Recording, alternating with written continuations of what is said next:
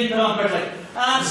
Good evening, ladies and gentlemen. I honestly can't have a little mini black out there whenever you walked in, so I have no idea if he's already said this. But welcome to the third special meeting of the 169th session of the Queen's University of Belfast Literary and Scientific Society.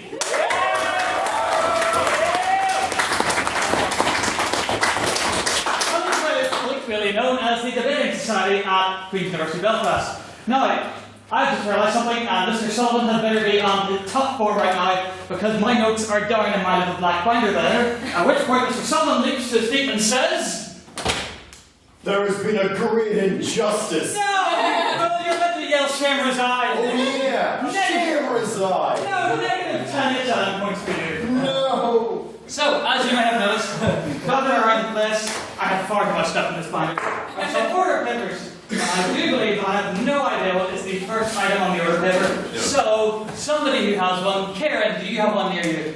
An order paper. Lay there in the black and white stripy thing. You're holding a piece of paper that looks like an order paper. Pass it down, Mr. Gallagher, there. Share. See there, that's what you're right there, Mr. Sullivan. If I was president, this wouldn't have happened, Calvin.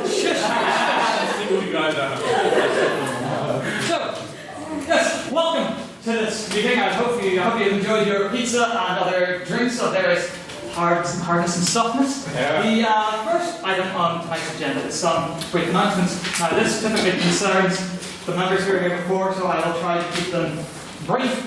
We have an EGM next Wednesday. Don't worry about that, new members. We are strong. Don't think anything about that. Basically, we're filling about 3 positions. Don't worry about that. If you're interested in standing for president, please don't. Secretary or internal convener, you can contact us via methods on the Facebook group. If you're not a member of that, you're basically not allowed to vote. Not because you're not a member, but just we're very unlike the Presser's Fair is 1 week from today. That's when you can actually sign up. Due to the aforementioned EGM, we can't actually take sign-ups at the moment. However, next week, this day, next week, you will be able to sign up. Membership will be £4, and that gets you membership to this fine bastion of free speech. But also, Free speech. I mean, I will totally assume the roll up to a coffee or dictator if you wish. There we go. Why not? I think we can all agree that position will be, it always will be, the position of Sir Paul Shannon. That's very true. That is very true. I apologize to the honourable member for the proposition. Anyway, yes, that'll get you a nice member from card, a turn card, but also, more importantly, entry into our Great Hunt competition, which is basically a turn hunt around Queens to find notable locations and familiarise yourself with the campus. The first prize is a £50 Amazon voucher, or, I mean, it could be a £50 voucher for basically anything if you'd rather not spend it on Amazon, but basically, there are £100 worth of vouchers up for grabs, so please do enter. If you don't want to join the society, I mean, that will hurt me deeply if you don't. You can still get entry to that competition for the mere price of £2. Next week is our topical freshers debate. I am proud to announce that the motion the council has decided this debate is "This house wouldn't go to Queen's." It is sure to be a most eye-opening debate for the new students in attendance. We're currently accepting volunteers for that and all the rest of our debates this semester, although there are only 1 or 2 slots left for many of them. So if any of them have caught your eye, please do speak to either myself or our internal conveners who've done over there as soon as possible. And finally, one bit of bad news, actual bad news. We had been planning over the summer to organise a special kind of open competition, an LGBT plus open competition. Unfortunately, due to a number of factors which simply couldn't be mitigated, we have had to cancel that comp. We do intend to run it as a 1-day competition before our annual university open in the spring, but yes, for now, it's dead. Yes, I would urge everyone here to buy. Where is Hugh Dobbin? Hugh Dobbin, give me a wave. Stop it. Mr. Dobbin is our external convener, and it was absolutely in no way his fault that failed. That's serious. He tried his hardest. So I would urge everyone to buy him a drink when they go to the bar afterwards. He certainly deserves it. And a toll, yes. cold glass of Coca-Cola is your poison choice. So yes, that's announcements. Excellent. I can sit down now. The next item on the agenda are the minutes of our first special meeting, which took place back in June. Unfortunately, our secretary couldn't be here tonight, so in his place, just realising how to all this up, in his place, our duly elected and beloved treasurer, Mr. John McDonald.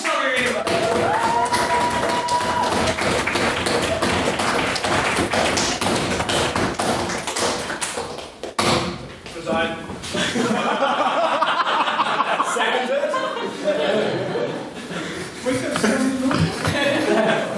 Who wants to run for treasurer? You want to run? I'll do it for a free fellowship. The 6th of June saw the first special meeting of the 169th session of the Literary and Scientific Society of Queen's University Belfast. The meeting took place in the Society's ancestral home, the McWhorty Hall, and was attended by 38 members.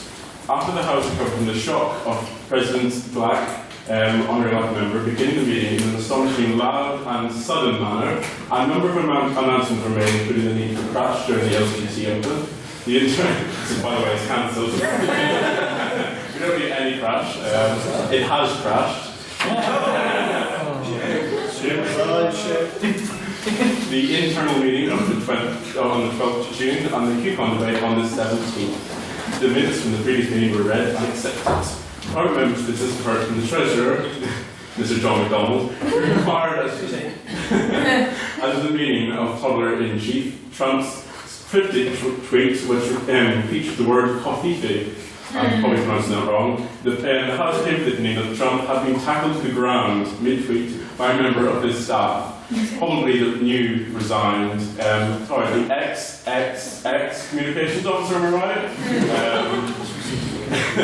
As this is in the Society's minutes, I believe that legally speaking, it is now an official account of the aforementioned incident.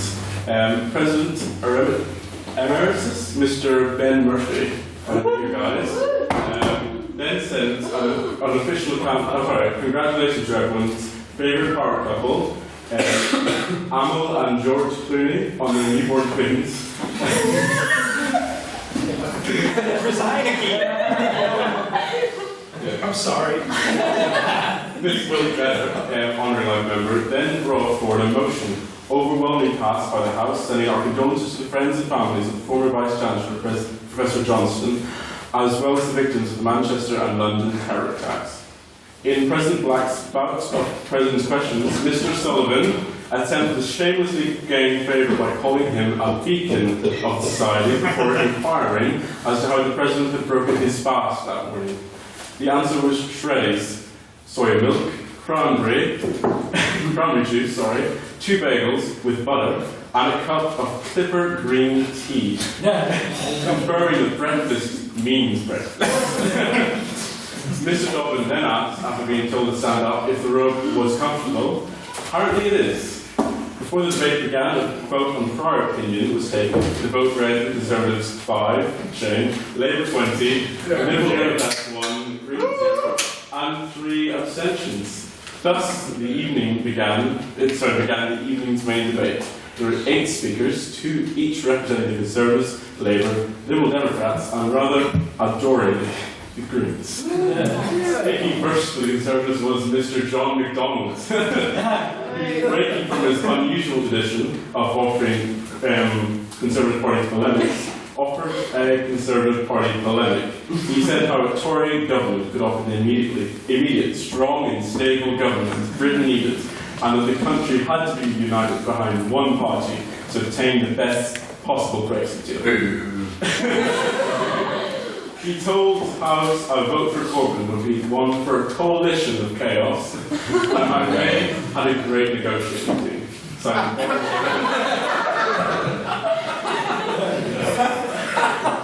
Slightly devil's advocate, signing Boris Johnson MP as an example of this great negotiating team. He finished by telling us that the Conservatives will be one party to stand up to Europe and to Trump.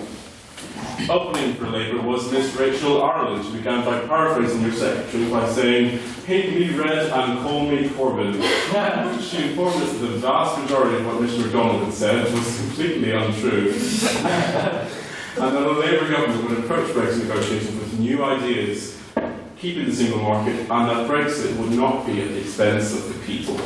She also informed us that a Labour government would scrap tuition fees and better represent the 4.2 million disabled people in the UK. Miss Ireland then astounded the House by telling us how, despite having taken a drink every time Mr MacDonald had said strong and stable in his speech, she was still able to stand up and speak without swearing. She concluded that by declaring that Labour were for the many, not for few. The Lib Dems were represented by Mr Jack Armstrong, who told us this election was about the B word, Brexit, and the Lib Dems were unashamedly pro-EU.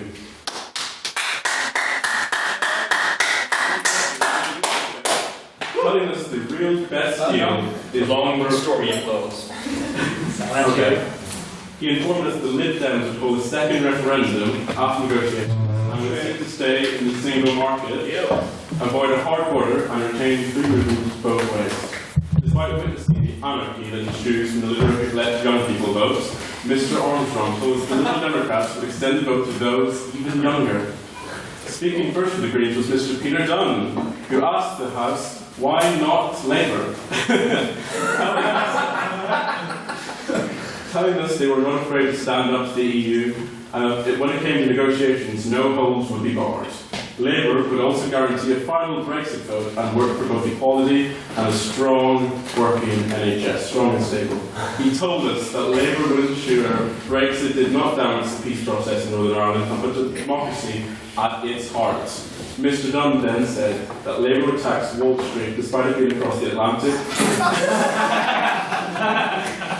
and that we should help more Syrian refugees.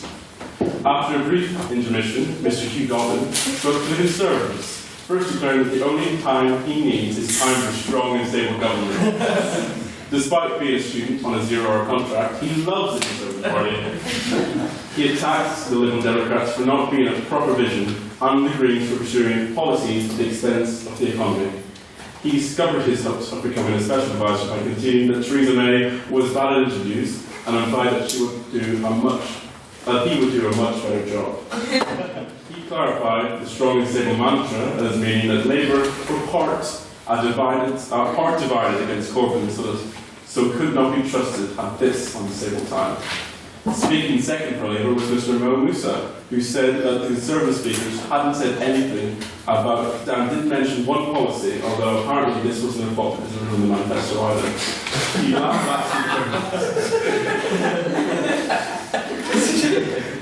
He lambasted journalists for going after Labour members with gotcha questions, and he labelled May as Queen U-turn for her reversal on the one policy she had put forward concerning social care. He informed us that the Conservatives would turn the UK into a bargain bucket society, allied only with Trump. Mr Jason Bunting closed the Liberal Democrats and began by calling them the Liberfic's most popular party, much to the amusement of the House, before calling Labour shambolic and May as being a far-right Thatcher 2.0, although I don't see the problem with that. He then questioned how we could fund illegal wars, but not pay for the protection of young people, as well as why, if some were so enthusiastic about Brexit, they didn't want another debate. From where I was sitting, it appeared that God raised a point of information from heaven. However, I am informed that it was in fact Mr Whitefish from the balcony. Mr Bunting closed by saying how only the Liberal Democrats were providing an alternative. Closing for the Green Party and therefore the debate was Mr Richard Gallagher, who started by reminding us that as water levels are rising, the risk is too high to not adopt green policies, before telling us that the Green Party were Corbyn before he was cool. He also attacked Corbyn for not being pro-European and pointed out his absence from the referendum campaign. He also called into question Mr Corbyn's personal views. He declared that only the Greens were a global party who could truly affect change. Questions were heard from Mr Timothy Hancock, Mr Ben Murphy, Mr Peter Beck, Mr Jack Hutchinson, Miss Emily Rummerall and Miss Michael Jordan. The vote on speakability read Conservatives 3, Labour 13, Liberal Democrats 3, Greens 7 and 7 abstentions, being Labour 1. The members are invited to retire to the House Bar. Can I take the minutes as read? Aye.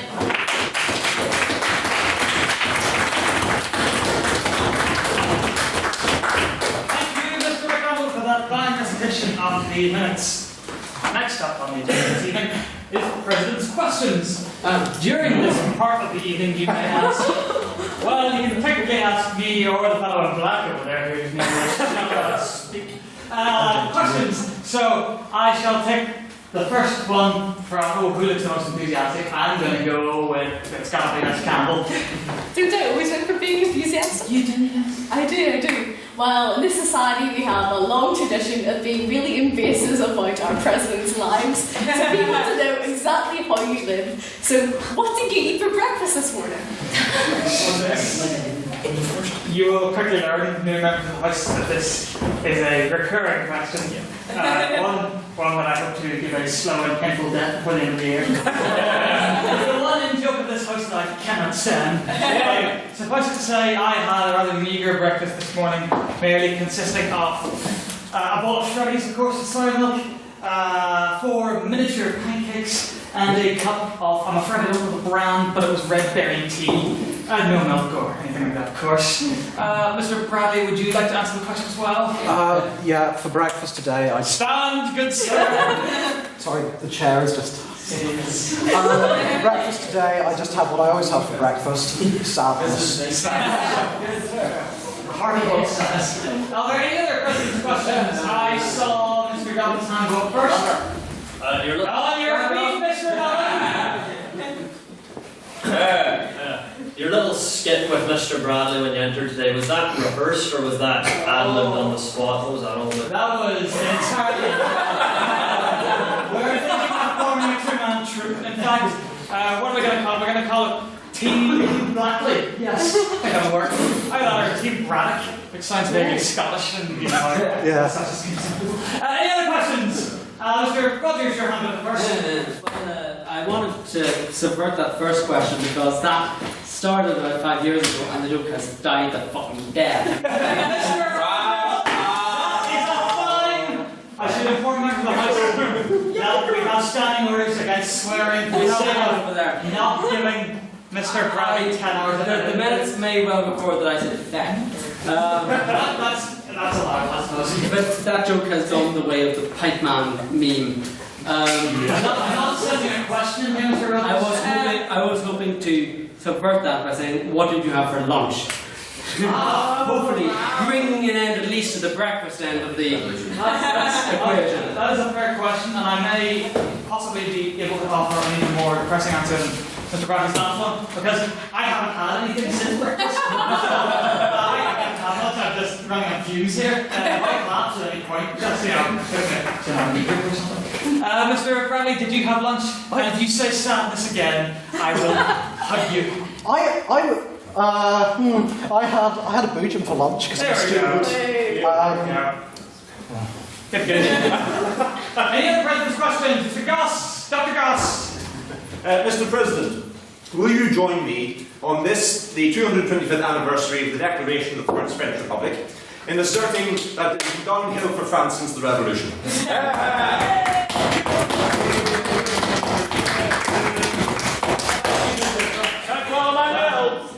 Dr. Goss, you may very well be of that opinion yourself, but as the technically president of this fine society, I couldn't possibly express an opinion one way or the other. And the same, of course, goes to Mr. Bradley. So there's really no need to pass the buck over you this time. You're bound by abstentionism. Sadness? Yes, that's definitely does work. Any other questions? Mr. Finley and then Mr. Moore. Go ahead. What, you won't go? Yes, no. Good evening all. I would like to ask the President and the Deputy First President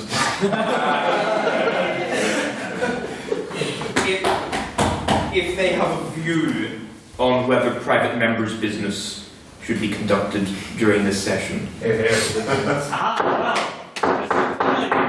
I know where you're going with this. There is typically a point before President's questions, I believe, called private members' business, at which point any member of this can offer a bit of business. However, due to the vast amount of general information we have to get through before the debate, and also due to the fact that actually, under the Constitution, Mr. Finley, as I would have thought you would have known, private member's business is not required, it is at the discretion of the President. So,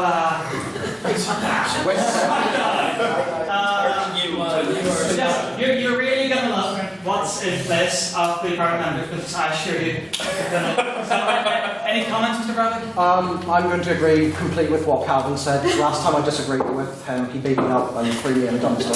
I told you never to speak about Mr. Bradley. We'll have to have words after this. Mr. Moore, go ahead. Yes, Mr. President, I was just wondering what your humble opinion is on our glorious Students' Union, which fights for all students at this university, without fear or favour. You see, at this point, I'm desperately avoiding making contact with anyone on council, or just really anyone who knows me, because they're definitely hoping I don't answer this question truthfully or honestly in any way. And as such, as I said before, bound as I am to a strict pact neutrality, I couldn't possibly comment. However, technically, I won't be in any official capacity at the EGM on Wednesday, so you never know. Come on to that, and you might hear my full Any other President's questions? You already asked from Miss Campbell. No double dipping. Anyone else? Okay then, go on to my final question to Miss Campbell. Okay, so seeing as it's been such a long time since we gathered here, I was wanting to know what the both of you have done over the summer as your presidential roles to further the interests of the society.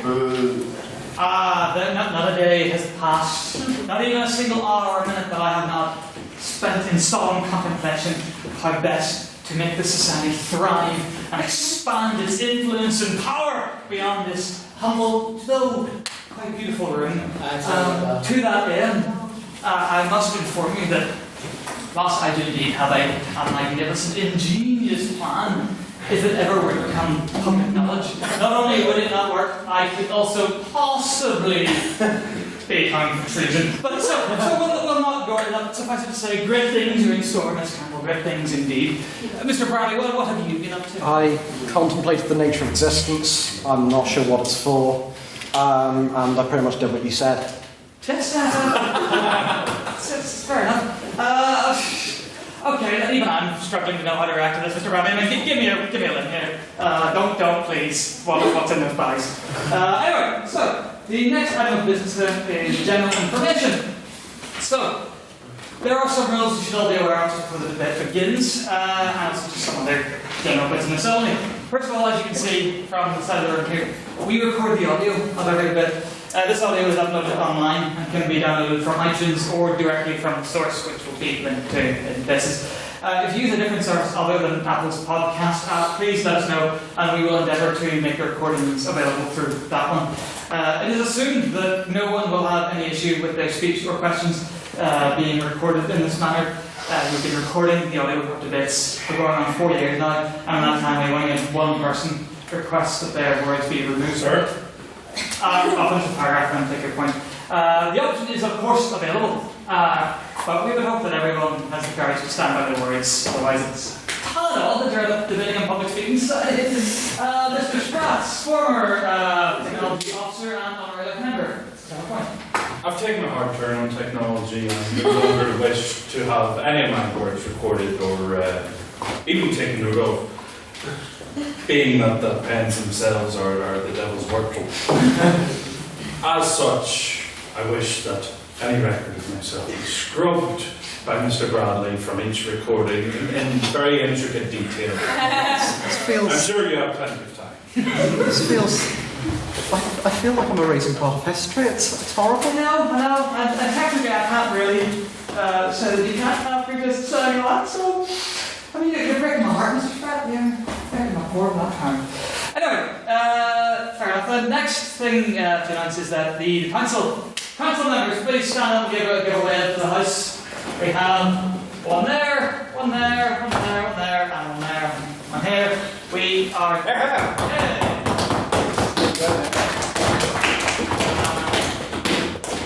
We're the committee of this society, and it is a tradition of debating societies that make committees called council. That's why that is. We meet every Monday at 5 in the room, basically just where I'm pointing behind the wall there. Anyone's allowed to come inspect it, and if you have any designs on Monday becoming a member of council, I would encourage you to come along. Other than that, yes, just the rules of the debate. So, I do need to explain the general rules and format of the debate.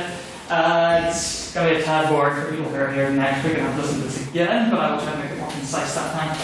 We operate using parliamentary style, which means the debate starts with each speaker giving a 7-minute speech, with turns alternating between the proposition on one side and the opposition on this side.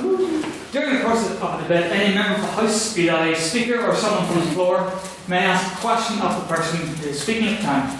To do so, you must stand, raise your hand and say, "On that point, sir," or "On that point, madam," at which point the speaker may accept or reject your point of intervention. If they reject your point, then you must remain silent and take your seat. Be respectful and all that. If they accept it, then you must make your point through the chair, that being me. The way you phrase your question is quite simple. You simply say, "Mr. President, does the speaker, really believe that? Does the speaker, what does the speaker think about such and such?" So, simple British parliamentary rules. And try to keep it reasonably concise. It's important to note that the first and last minute of each speech is protected, which means that you may not ask questions during that time. If you do, I will shout at you, as will most of the House. You may also not ask a question immediately after another one has been asked. You must allow the speaker to complete another sentence or two. If you do ask a question shortly after another, this is called barracking, and the House will definitely shout for that. If you believe any rules have been broken, or you need to ask me something during the debate, such as if the windows can be opened, because I am feeling the temperature rise already, or you simply want to check something, you simply stand up and say, "Point of clarification." Point of order, Mr. President. Although I would advise you to do so in between speeches, not during somebody's speech or something like that. And if you don't specifically want to challenge something that the speaker said, you simply want to check something. Saying "point of clarification, Mr. and Mrs. Speaker," may result in a better chance of your point being accepted. The speaker can still decline any more points of intervention, should they so choose. The point of this system is not to stifle free speech and debate or anything like that. It's simply to ensure that the speakers who have given up their time to be here to write a speech and to put themselves in front of a room full of people are given the respect that they deserve and are able to speak and get their points across without being continually harassed. Speaking of harassing, there are a couple of things that anyone can feel free to call out during a debate. If I or any other member of council or just general office holder does something stupid during a debate, such as, forget the order of things, you have a sacred duty to cry out, "Shit, resign!" at the person in question. If someone is giving a particularly long point of intervention, then you should exclaim, "Briefly, Mr. So-and-so," or "Briefly, Mrs. So-and-so." And if you don't know the name, the general guest holder is "Briefly, Mr. Cathers," which is a story for another time. If you agree with what someone is saying, then say, "Hear, hear." If you don't, then let out a weird kind of death rattle, like, "Yeah." And if this man here, I was originally intending to walk behind him and put my hands on his shoulders, but he's sitting in the back row, so I can't. Mr. Dobbin says something and is not saying while standing, it is your solemn duty to shout with all your might, "On your feet, Mr. Dobbin!" He has a terrible habit of not doing it. Can we practice? Yes, let's all practice. All three, everybody that I have a great big "on your feet," Mr. Dobbin. You ready? 1, 2, 3. On your feet! Very good.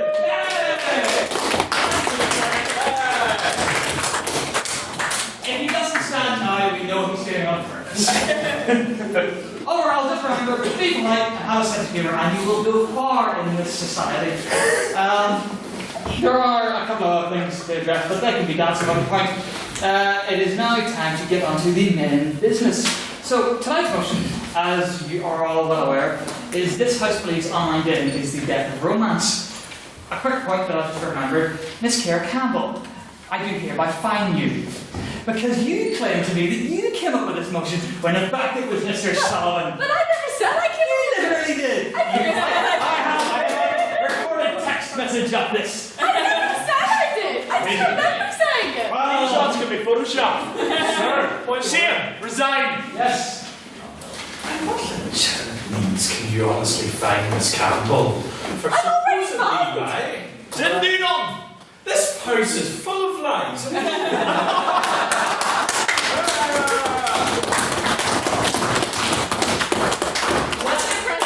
Mr. President, I've already been fined twice. Don't you think you'd be fined 3 times? I mean, you did swear twice. Yeah, nevertheless, you did deserve those. It was needed. In any event, Mr. President, go ahead. that's amateur numbers. You got it. Yes. So, I actually probably should have done this a wee bit earlier, but I'll do it now. We are actually owed, I hope, at least 2 fines. Let's see how many. One is fine, I suppose, but by one Mr. McAllister. So, Mr. McAllister, would you like to now present your fines to the House? Honestly, it has been so long since these fines were issued. Mr. McAllister is the only one who remembers them being issued, so really, it's quite honourable of him to remind us. So yes, please come forward, Mr. McAllister, and present them to me your fine. Ladies and gentlemen, members of the House, test score out of port. I'll gladly do. Thank you very much. Mr. Dunn, get a photograph here for all time. There we go. How quickly can you take a photograph? You need to be smiling, Captain. I'm always smiling. Perfect. Excellent. Thank you, Mr. McAllister. On a point of order, Mr. President, I really shouldn't have started this point of order. I think, but go right ahead, Mr. President. can I simply inquire on behalf of the House's curiosity as to when this fine was incurred? Yes, Mr. McAllister. And what is the real interest that should have accompanied it in terms of what The fine was occurred at some point between 5 and 3 years ago. Look, it's a well-aged fine. So what is that?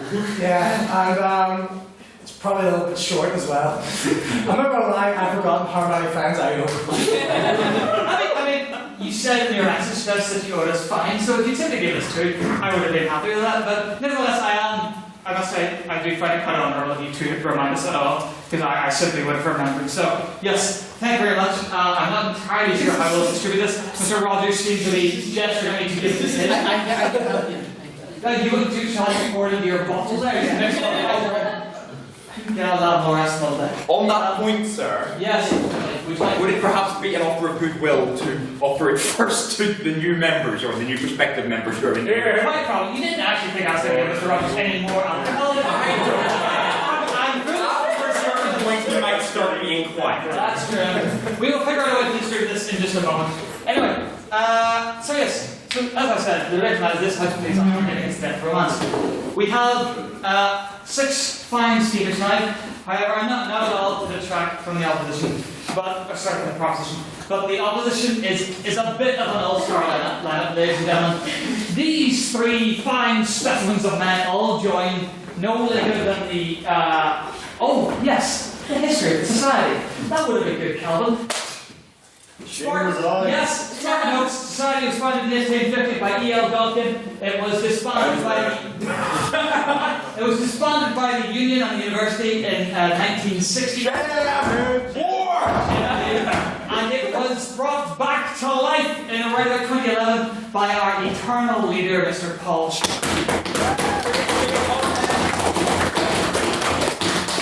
then, we have had a number of successful years. That was the 163rd, as you all know, because you're all paying close attention. This is the 169th. I feel like I might as well point out that Mr. Murphy, please, rise to feet. This is my immediate predecessor, the fine Mr. Benjamin Murphy. Give me a shout hand. Good man. He was the captain of the ship last year, and so, just like the Conservatives, the first who knows how many years they're in, if anything is discovered to have gone wrong, I'm blaming on this guy. So, but otherwise, yes, you did a fine job.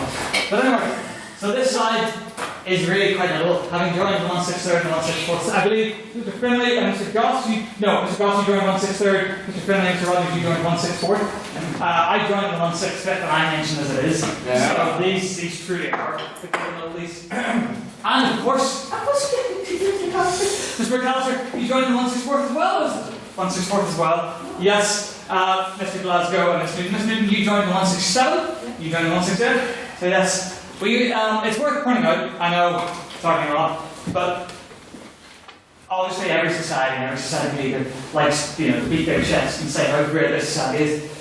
But truly, the thing that I believe sets us apart from all the other societies is that we have a truly fantastic connection to our previous members. most other societies, if you talk to their members, and possibly more to the point, if you talk to their committee members, they couldn't tell you who their office holder was before their immediate predecessor. Whereas I could stand here and name every president back to Paul Shannon, and as could most of the older members here. We truly do like to. Sorry, but it's instinct. We truly do like. We truly do like to put emphasis on our older members, and stick with us, and we will treat you well. No, it's how to get started at some point. So, just for the purpose of the bit, I thought it would be fun to read a little something about our speakers. You see, we or everybody's hard to do when speaking. Let's put it to the floor. First, original motion of the 169 session. Who would like to just go straight to the bit? I'll raise your hand, say aye. Aye. You're all excommunicated. I was going to read their terribly embarrassing speeches. I mean, in one of them, Mr. Goss claims that Boris Johnson should be Prime Minister. But now you'll never get to hear about that. So fair enough. In that case, we shall get on to what you're all here for, and I'll embarrass somebody else next week. Most likely myself and Mr. Bradley. So, to open the third special meeting of this session, I do welcome Mr. Shay Glasgow.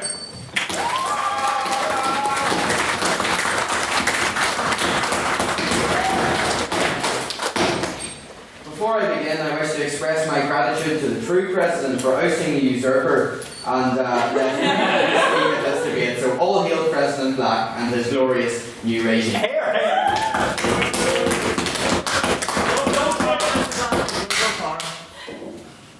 I beg the House to forgive me for this 14-line long indulgence. Shall I compare thee to a summer's day? Thou art more lovely and more temperate. Rough winds do shake the darling buds of May, and summer's lease is all too short a date. Sometimes too hot the eye of heaven shines, and often is his gold complexion dimmed. And every fair from fair sometime declines by chance, or nature's changing course untrimmed. But thy eternal summer shall not fade, nor lose possession of that fair thou owest, nor shall death drag thou wanderest in his shade, when in eternal lines to time thou growest. So long as man can breathe, and earth can see, so long lives this.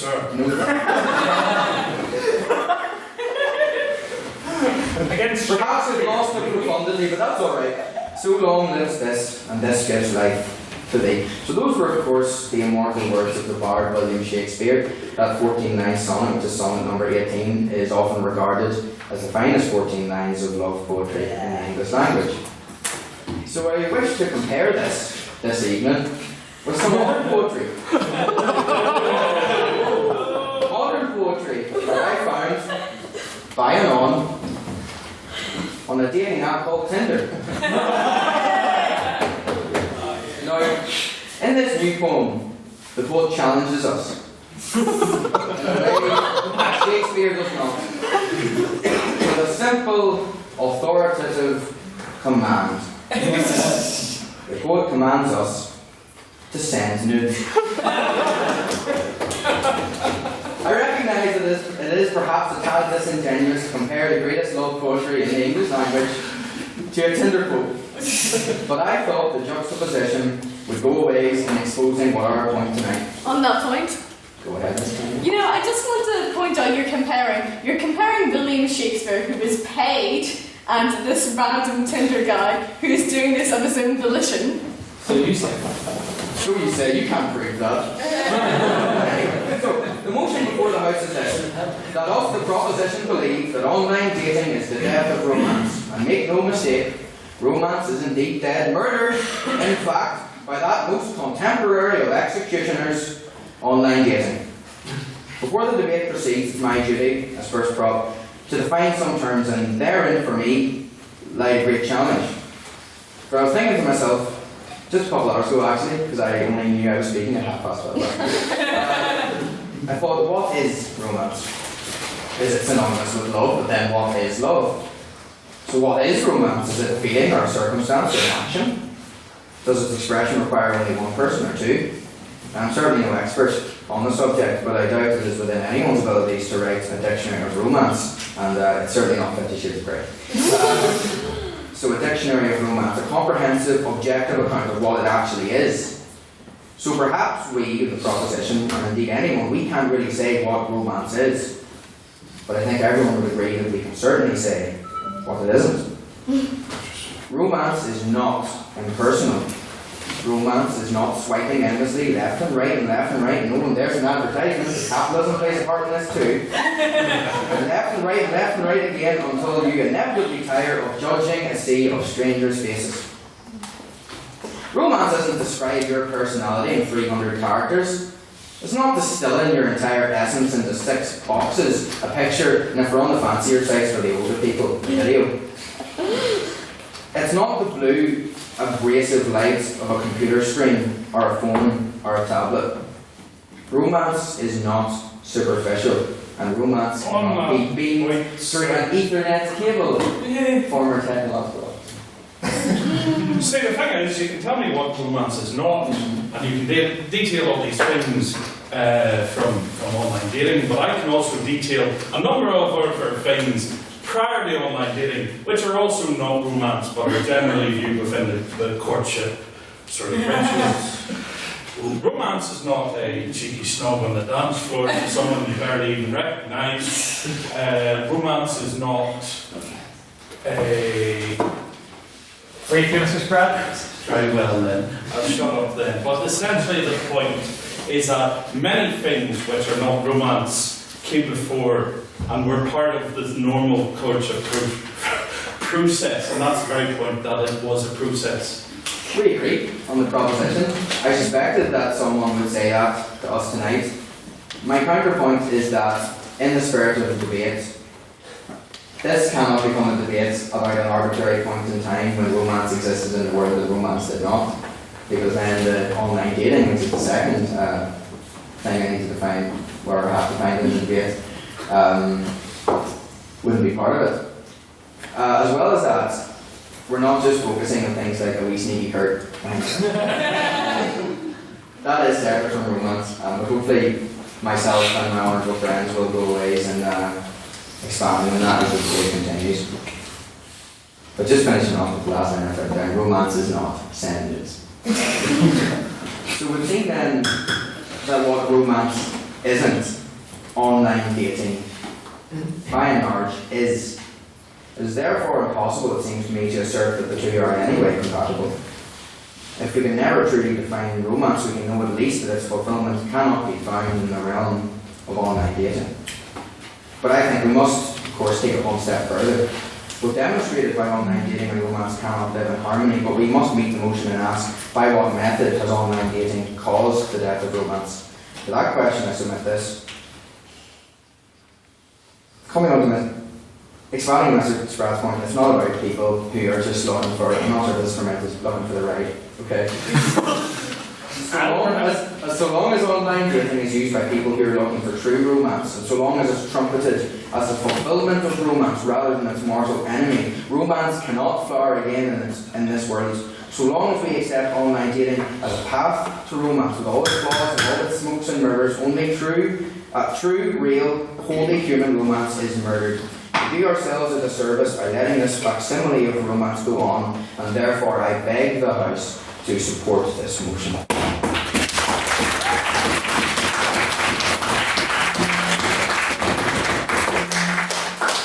Thank you, Mr. Glasgow. I welcome now Mr. Finbar, who is our member, to open the case for the opposition.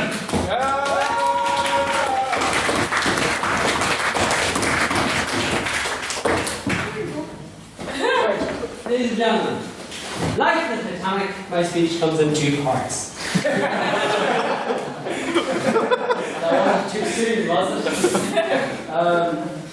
The first is on the nature of the social element, and the second is on the subject of romance itself. I'll read it after Shane's speech himself. I'll start at the beginning.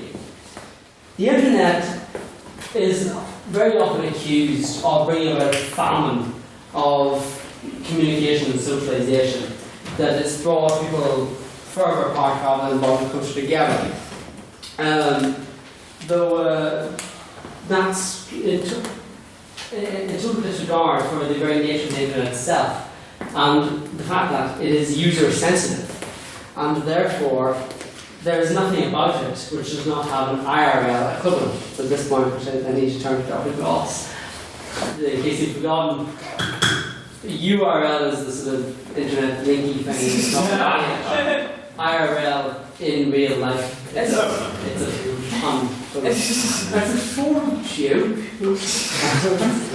There are marketplaces like eBay and Amazon and whatnot, and then it's messaging, which On that point, sir?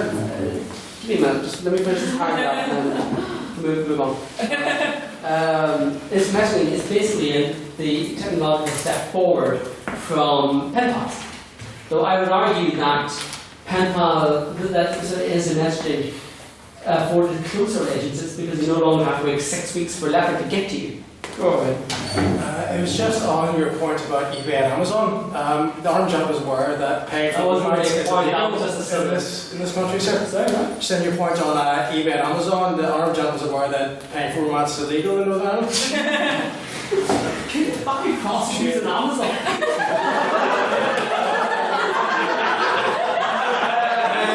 I would really like to see that price war on eBay.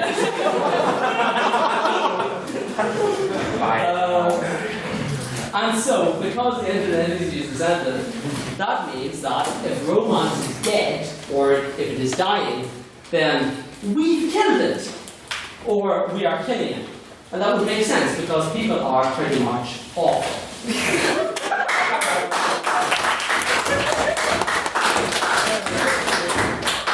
And so moving on to the second point, which is just romance in general. What is that?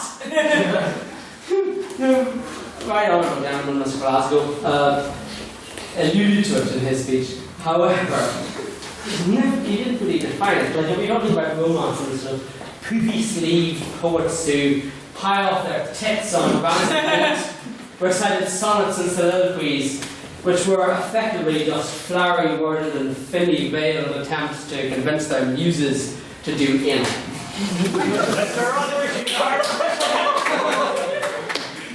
Grow up, what do you think Captain the Houlihan was about? Yates was a pretty good writer. You must have known that was no good. Why, old woman, do you weep so? The land that was stolen from me. What land? My far green fields. He knew that was shite. He was trying to get it right.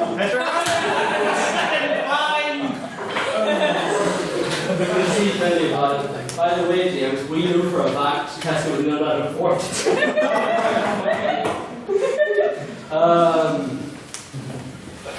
What was I? Debate. Yes.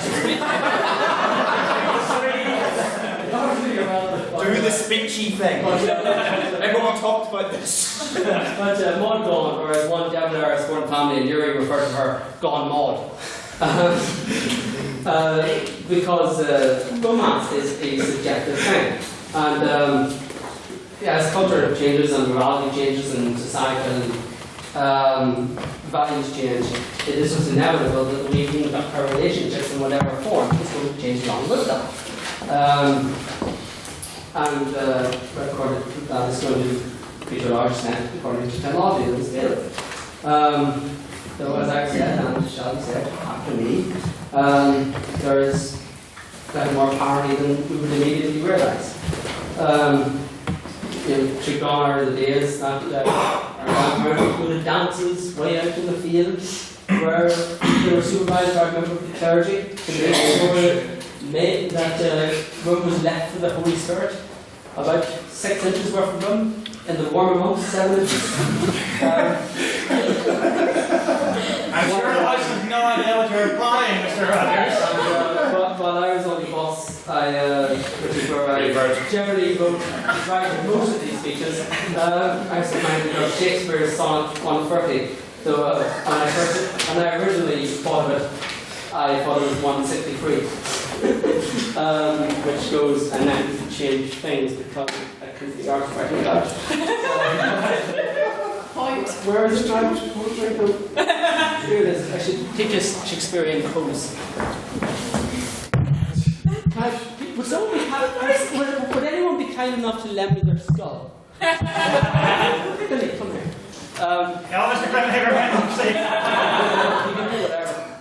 My mistress's eyes are nothing like the sun. Coral is far more red than her lips red. If snow be white, then her breasts are dun. If hairs be wires, black wires grow on her head. I have seen roses damasked red and white, but no such roses see I in her cheeks. And in some perfumes is there more delight than the breath from which my mistress reeks.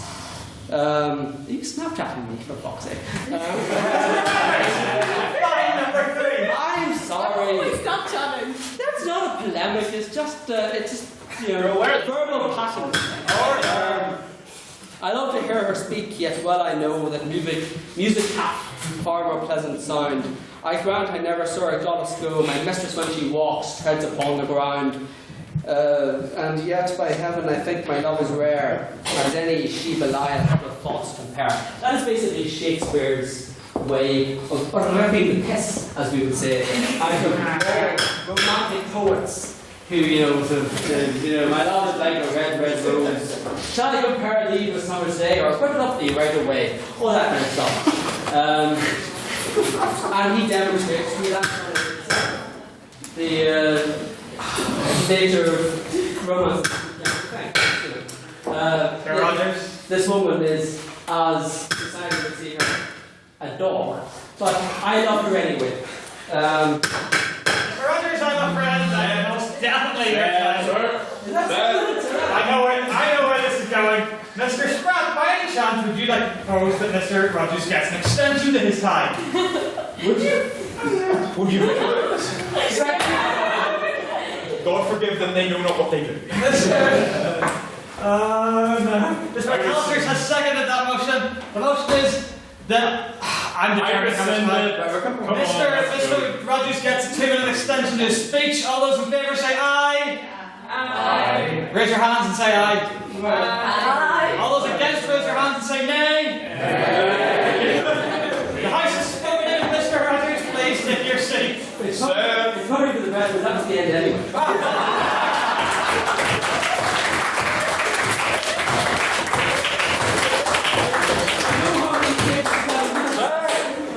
Can we run the vote again?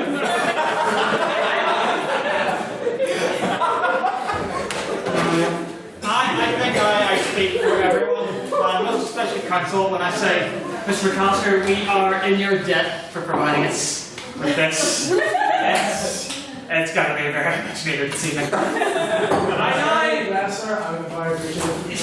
enough.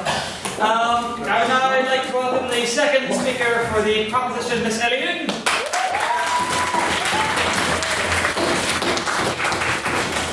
I'm not really sure how I follow that, but I'm going to try. Okay. Let's have a who's better in bed contest. I hope to be a sore loser. Carefully written, fact-checked essay in the streets, unmoderated comment section in the sheets. Damn boy, you must be my GPA, because I know I could do better. I'm just too lazy to try. Anyway, those are 3 completely real Tinder bios, and although those 3 are entertaining and fairly amusing, the majority are not. The majority are short, unspecific, limited, and completely unrepresentative of the person in question. 500 characters, full stop.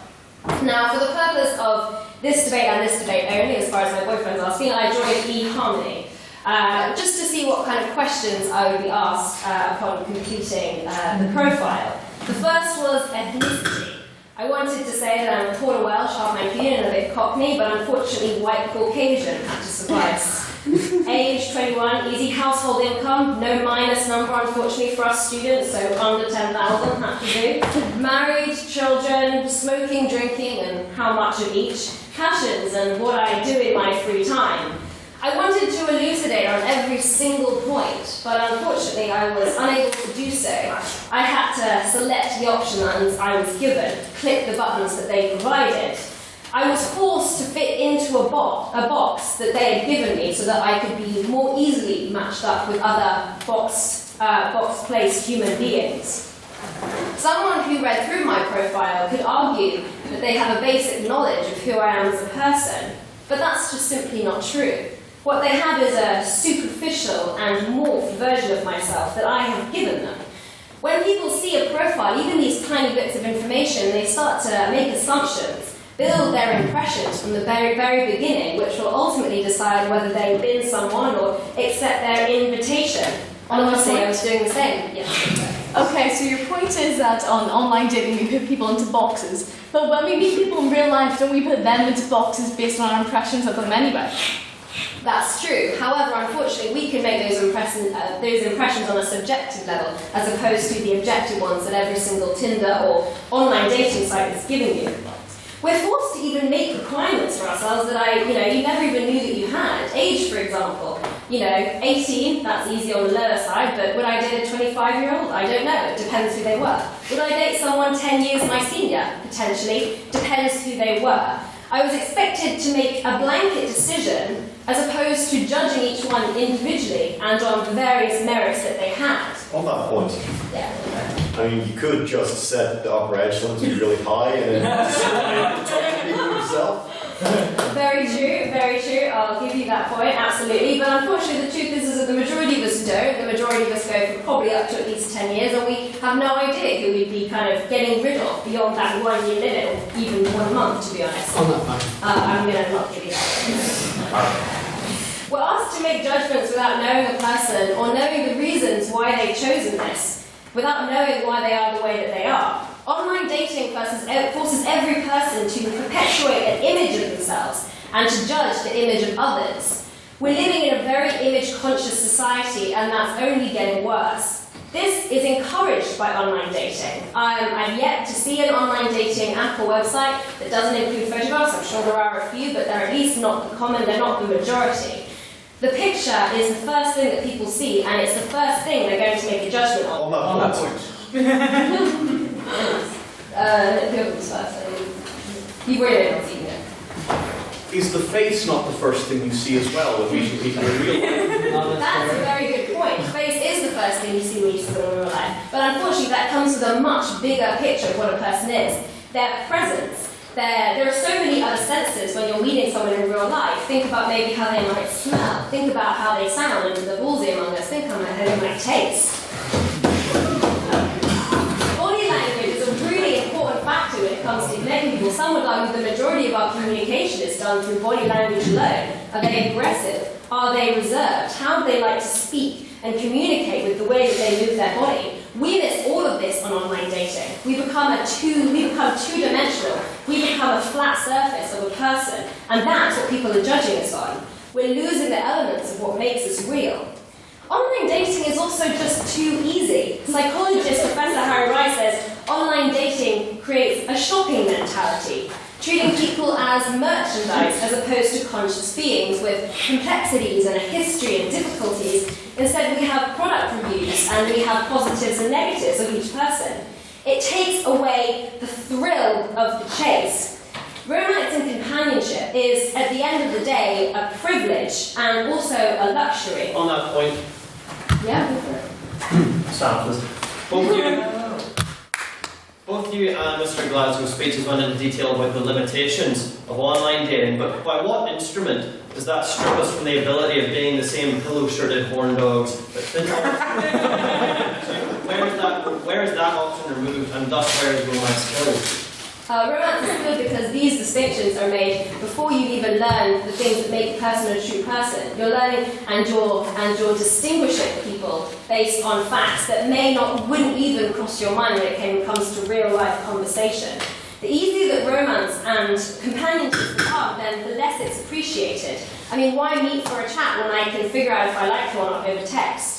Do we really value people more or as much if they can be replaced so easily by simply swiping right? The convenience of online dating caters to hookups and one-night stands, but not to the lovers and not to the romantics. It's like the equivalent of lying in bed and ordering fast food. It's a lot easier, but you have to go to a restaurant and sit down to enjoy that 5-class and 5-star excellence and cherish that food. To sum up, I'll say this. My grandparents met over the body of a dead man in a post-World War II hospital, and I guarantee you it's a more romantic situation that has ever been set up by online dating. So I urge you to vote in favour of the motion that online dating is the death of romance.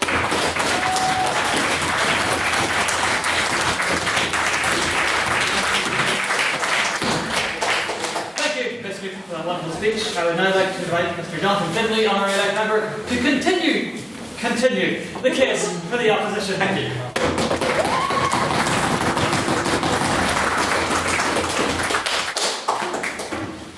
Well, thank you very much, Mr. President, members of the council, members of however many other councils we have here, and whoever is currently ringing us. Shameless line right there, John.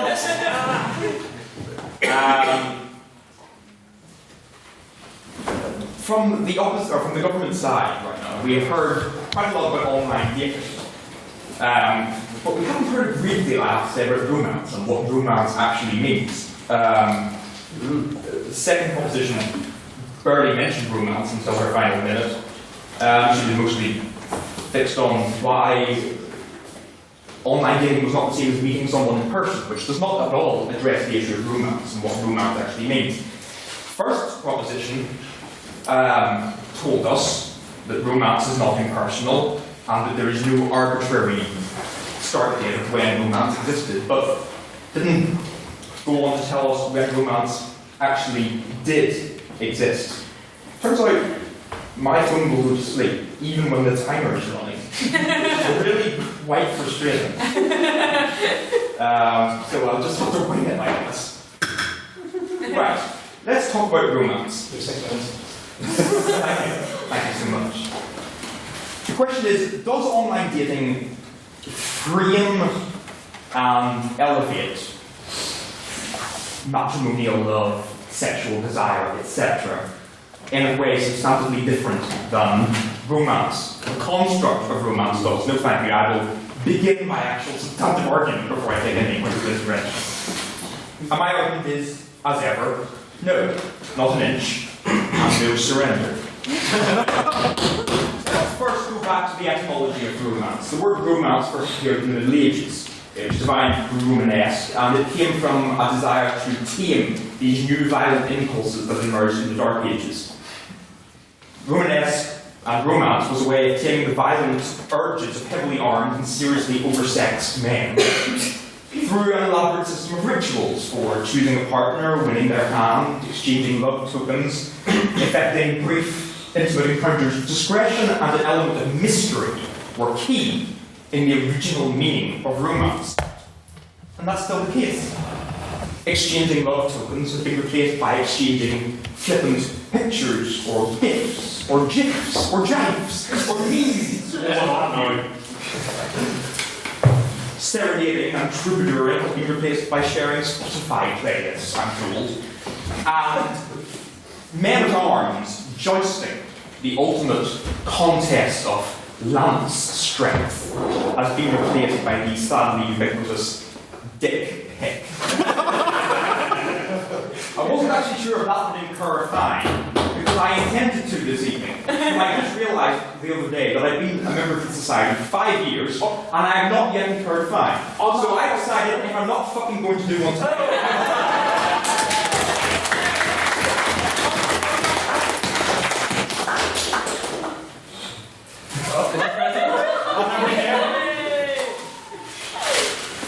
Here I have my official permit from Her Majesty for saying that word.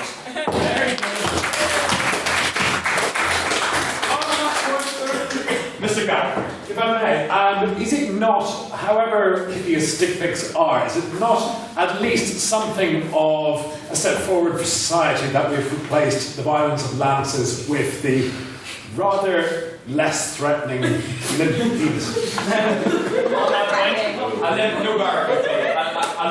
this may not be threatening to you, but I can tell you of many furtive, scary, cold nights where it has been the most terrifying thing to do. How much time do I have, Mr. McAllister? I don't know. 3 minutes. Thank you. If we take the definition of romance forward into the 19th century, what was Romanticism all about? It was about surrendering to the sublime, to the power of nature, to the instinctive, to the irrational. It was about rejecting modernity, no thank you. It was about rejecting modernity and the rational and the mechanistic. Online dating still does this. While anyone can tell me about algorithms and calculus that will supposedly match people, to this day, and I looked this up the other day, a Survey Monkey Intelligence report declared, found, that the 2 most popular dating apps are still Tinder and Bumble. These are the ones that do not depend on any algorithm whatsoever. They are purely based on instinct and impulse and desire. You make a decision based on what you see. And that is the essence of romanticism, isn't it, please? Would you argue that Tinder and Bumble are both more designed for the one-night stand than they are for romance, like other more lengthier algorithm sites? Quite possibly, but I am making a distinction here between romance and love. I am giving an etymology and a history of romance in medieval chivalry, in 19th century romanticism and beyond, that is quite different from our modern idea of love. We're not talking about love, we're talking about romance. On that one. No, thank you. Tinder is more romantic. And as for modern romance, it is all these things that we've heard online dating accused of today tonight. It is sex-driven. It is impersonal. In the early stages, it is conducted largely without the presence of the other person. It's conducted either by, as my opening op said, by love letters, or by phone calls, or now by Facebook conversations, apparently. And it is built around contrived encounters, which are orchestrated purely for the purpose of advancing the romantic narrative. We call these dates. The old ideas of romance have been dying, if we want to use that anthropomorphism, for centuries. And yet to suggest that only this latest development is an existential threat to romance seems to me profoundly myopic. That is part of a wider atavistic loveism that is an understandable reaction to our rapidly computerized world. Machines do a lot of things. They do take jobs, they do destroy the environment, they do hurt our eyes and our brains and our wrists for one reason or another. But they do not change who we are. They do not change the impulses that drive us. This idea of people say, oh, people are so antisocial nowadays. They spend all their time glued to their phones. Well, what are they glued to their phones doing? They are arguing. They are talking. They're inviting people out. They're having humorous, flippant conversations about anything that comes into their head. Technology does not replace human ideas. It simply reveals those which are really important, and that is never more true than in the case of romance.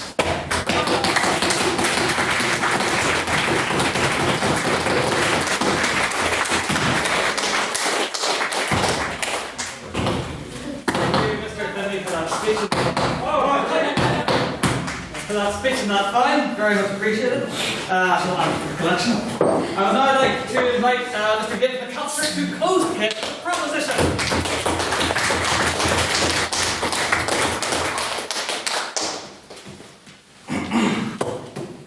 Ladies and gentlemen, Mr. President, honourable colleagues and members of the House.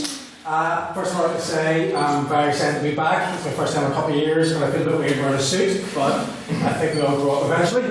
I'd intended for my first few minutes of this speech to basically rebuttal the opposition, but frankly, Mr. Rogers thinks we must go with, and hopefully my comments will be able to address Mr. Finley's eloquent points.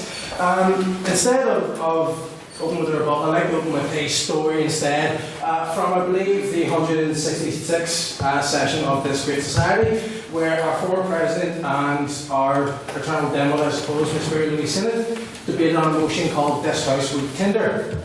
And it actually goes very well with the comments that the Honourable Gentleman Mr. Glasgow made. He, of course, opened with the bards, very much appreciated sonnet. Ms. Sinnott opened with a tagline that she received during her research into this debate, which went, and I quote, "What's the difference between me and my sofa? My sofa pulls out." Now, I know. And I did not mean that to be funny. I meant that in a way to highlight how unromantic the likes of Tinder can be. Simply just in a way that people think it appropriate to open conversations. Now, I'm not saying that is in any way wrong. I'm just saying that if you're looking for romance, I think in many cases you're looking in the wrong place.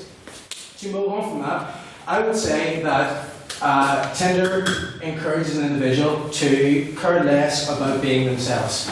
By that I mean that whenever you make a Tinder profile, you're picking your best photo, one that may not necessarily be representative of yourself. For example, recently I gained a bit of weight. I've lost that weight now, but whenever I was fat, I was still using photos when I was skinny.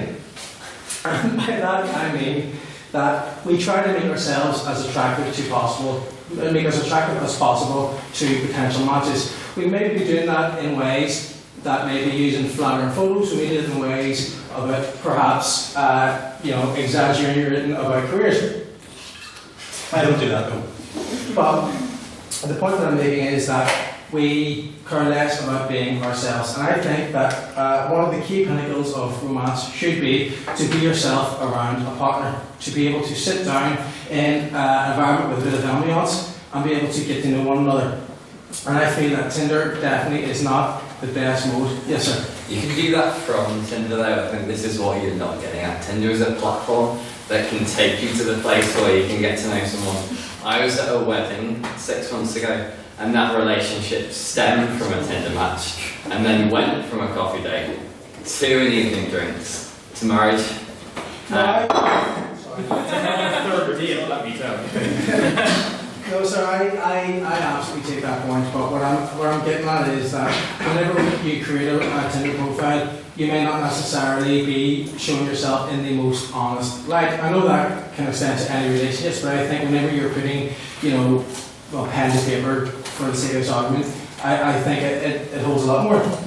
Second of all, I think it's also discriminatory in that regard, simply because of the fact that, whenever you are looking for a potential match, say on Tinder, you're looking for the best match for yourself, and I think that those who may not be, as fortunate with, for example, those who may not be as well educated, those who may not have as good jobs per se, may not get as on a swing as someone else because they don't have the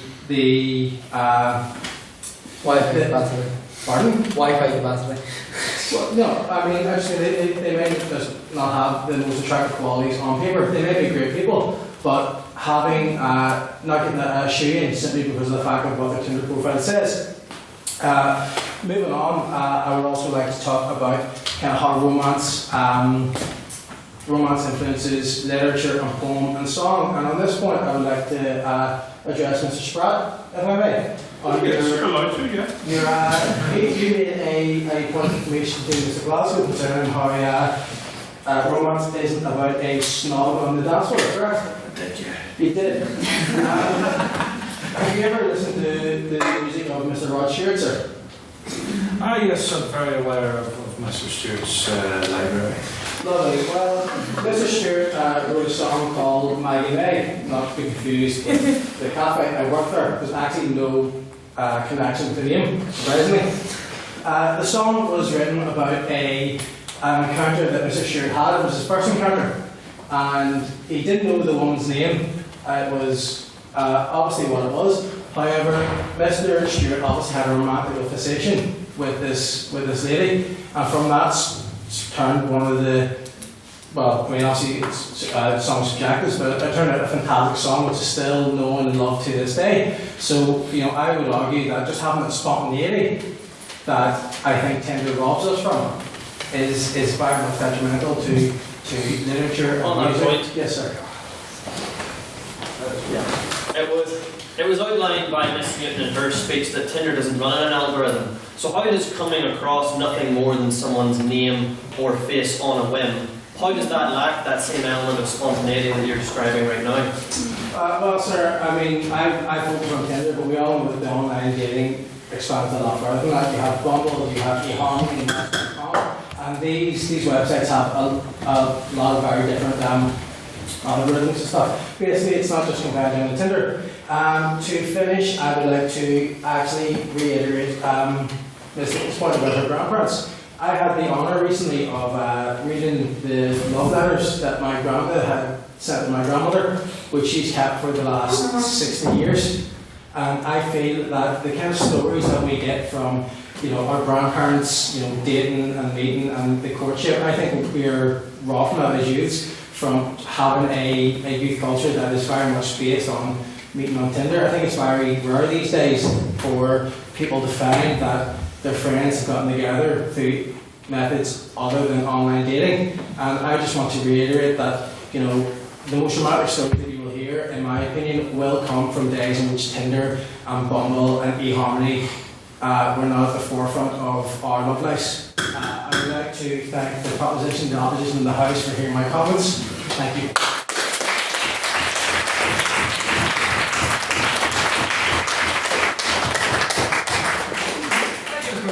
Good to have you back. And finally, to close for the opposition, I'd like to welcome Dr. Stephen Goss.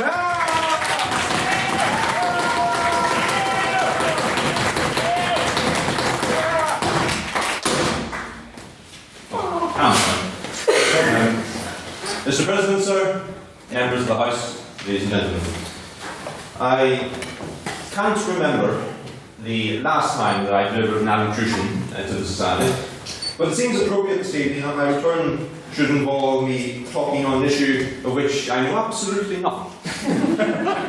Because I have never availed of this Tinder thing that the opposition have been badmouthing all evening so far. So with that in mind, I rise now to close the argument in favour of online dating. Well, Mr. Glasgow began by comparing Tinder so-called poetry, which he defined as sending nude pictures, with the works of William Shakespeare.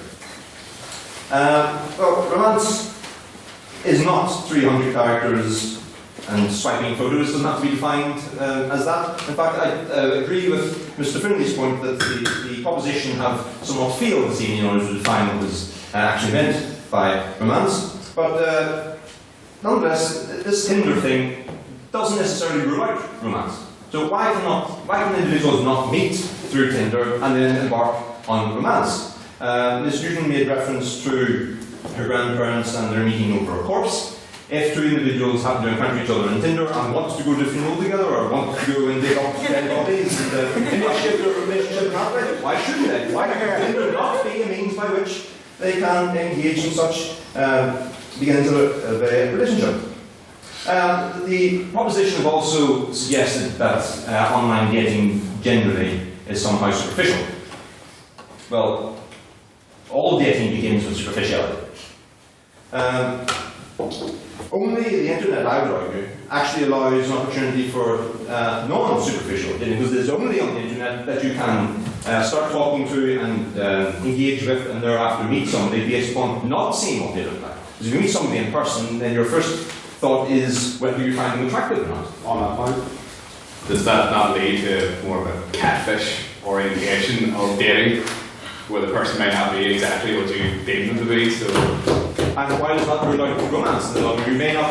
You're not actually with the individual. You may not encounter the person that you anticipated, but it doesn't mean you can't end up in a romantic relationship with them thereafter. I think we're back and forth. I'm sorry.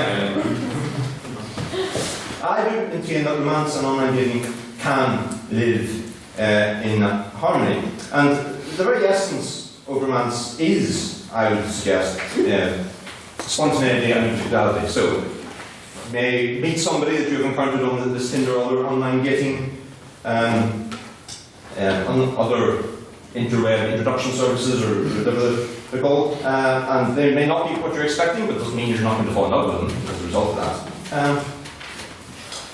that. Ms. Newton has suggested that that Tinder in particular, through the biographies, is appreciation of images based on it. Well, again, it doesn't have to be. I mean, there are alternatives. Mr. McAllister suggested that Tinder was somehow inappropriate. I mean, the focus seems to be this evening on this Tinder thing, which everybody seems to agree is not the best way to meet individuals. I would suggest that there are. Yes? We're not saying that Tinder is not the best place to meet individuals. If you're looking to meet individuals for a certain cause, Tinder is the best place to go. We suggest that Tinder is not the best place for romance. Well, indeed, Tinder may not be the best means by which to establish a romantic relationship, but there are other online dating options other than Tinder. And we are this evening discussing all of them as opposed to this single one. And I stumbled across when I was reading the paper yesterday that the Daily Telegraph has an online dating option. Who here tonight will agree with me that you find the right sort on Daily Telegraph's online dating website? You object, Mr. Vincent? Aye.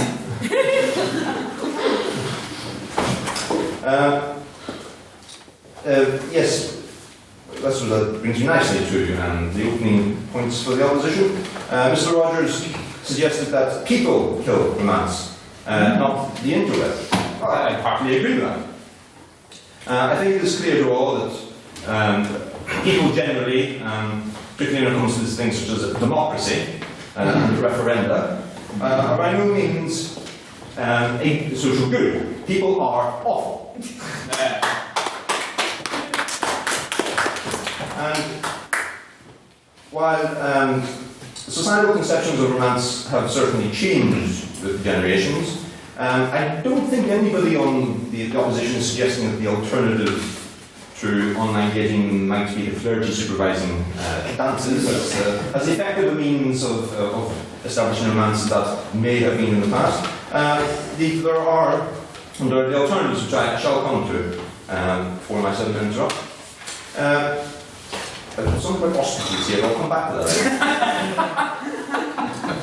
Mr. Finlay outlined how online dating is comparable with medieval chivalry, as only he would. There is a point to be made there. The opposition have made several points about how misleading profiles on this Tinder and presumably other online dating options may well be. That has its basis in history as well.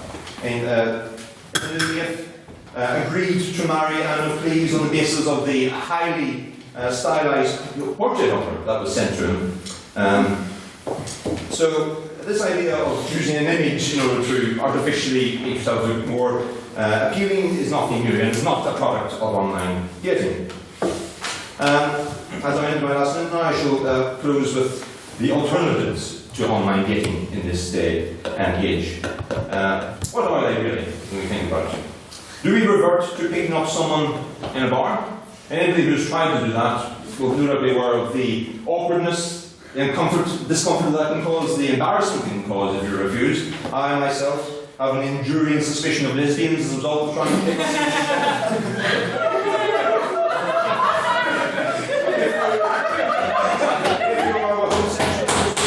Is the alternative ducking up happened commonly, I ask?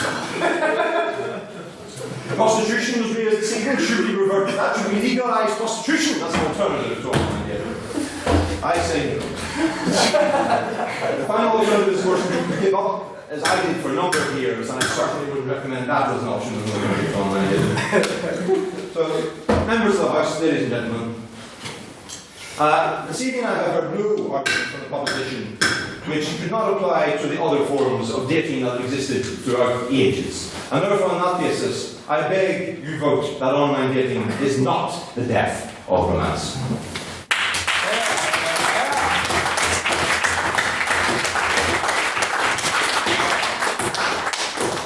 Thank you, Dr. Goss, for that wonderful speech. I apologise, I should have introduced you as Dr. Goss, honorary member. Well, that was good. Yes, so now we come to the fun, interactive portion of the event, where the floor is open and anyone can ask a question to any size and whatnot. So the way this works is quite simple. We take questions for the proposition first, and then questions for the opposition, and then we can take neutral points and just kind of like abstaining against speeches, or just general point of motion. So first of all, does anyone have any points for the proposition? I shall go with... Sorry. I would just like to say the proposition here is the death of romance. That doesn't mean it's still kicking. It's whatever. So basically, how do you guys basically rebuttal against the many marriages that have happened online, the many people that have been able to actually start a romance online even though they're continents apart? So like, how would you guys rebuttal that? Because it means the death, so there's no romance whatsoever. Well, I don't think you're personally decided. We on the proposition we say that marriages don't necessarily equate to romance, that they be long distance relationships.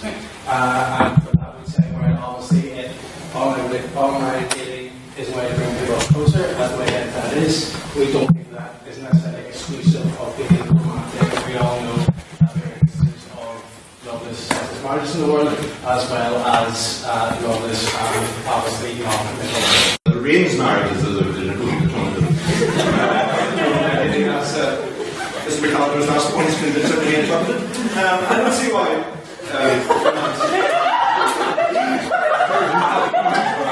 Breathe, man, breathe! Everybody duck! Okay.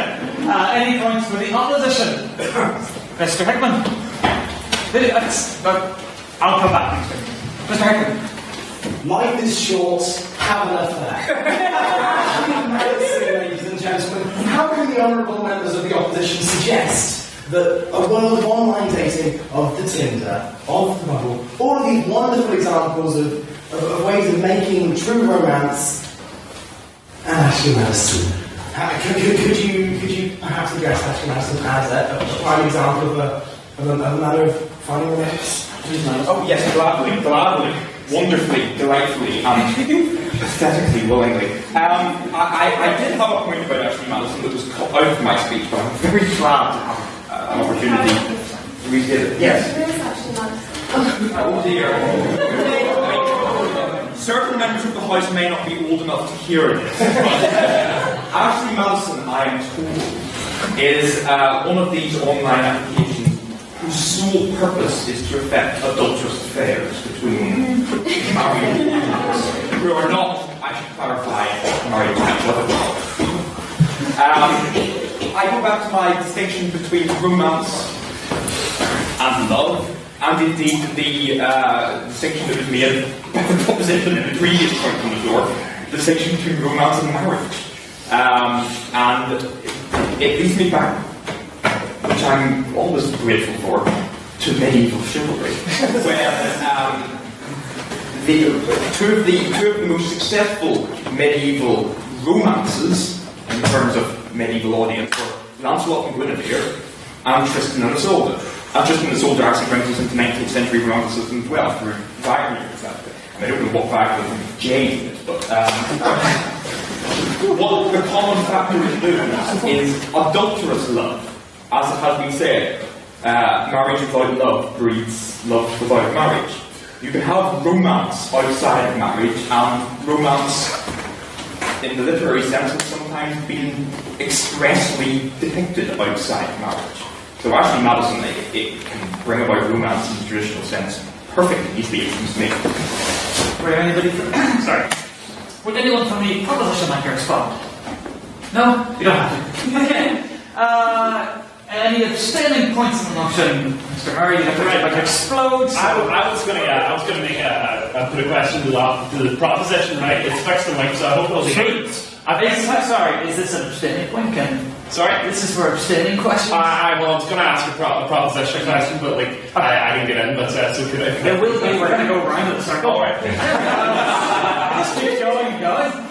We talk here, something like that. Mr. Sullivan, you have an abstaining point. Okay, so romance being a separate thing from love or lust or what have you Is romance a useful concept which we should put effort into preserving, or should we just do away with the whole thing entirely and just have everything happen without all these strange rituals? Deviation. Let's not interrupt you, this is not just a minute. I shall direct this to the prosecution first. Well, do any members of the House who have seen Lady in the Tramp? Although the scene where the eponymous lady and the tramp Edith made a spaghetti and they sort of stuck it together in a wee kiss at the end. That is not worth retaining in what is.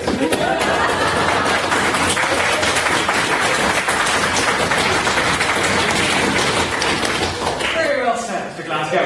Would the opposition care to respond at all? So the height of romance. Oh,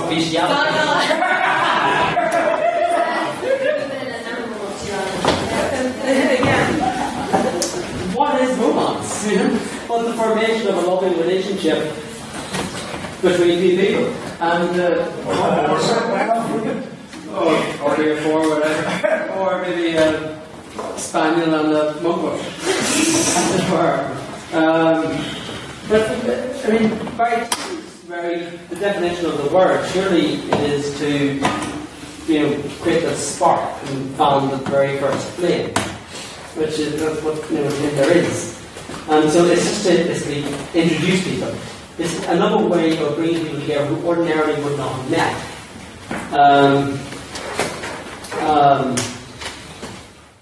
What? Someone touch. What are you waving at me? Someone touch. What? Folks, come on. He's saying you should speak to that so as well. I personally think you should complete your point. It's another way of forming a relationship, and then once people have met through this other means, they then, are left to their own devices. Good answer. Any points for the proposition now, Mr. Howard? Excellent answer, so I hope they'll be heard. I think what we don't often consider is that for some there are substantial barriers to the ease of access of romance. I'm autistic. Talking to people, interpreting facial expressions, social cues, and interpreting body language while also trying to start and sustain a conversation which is interesting and not off-putting, sometimes with flashing lights, loud music, or other noises, that can be challenging. All the while while anxious, they can be explicitly indicating that they're not interested in me without me even being able to pick it up. Online dating, whether through Tinder or through traditional social media like Facebook, is a lifeline for me, and I found it to be a lifeline. It means time for me to consider and plan my responses and properly interpret what I have in front of me, which is objective text. It's easy to complain if you're neurotypical and the real life touch works for you. I do not entirely enjoy that guarantee, and others don't either. I do not pretend that online dating is without its flaws. It is overwhelmingly a product of capitalism and the market. The focus is not maximising your happiness, it is maximising Tinder's profit margins. The market fails here because romance, true romance, springs from the individual, not from the collective. My question to the proposition to believe online dating is the death of romance: what better alternative do you have to offer for me and others?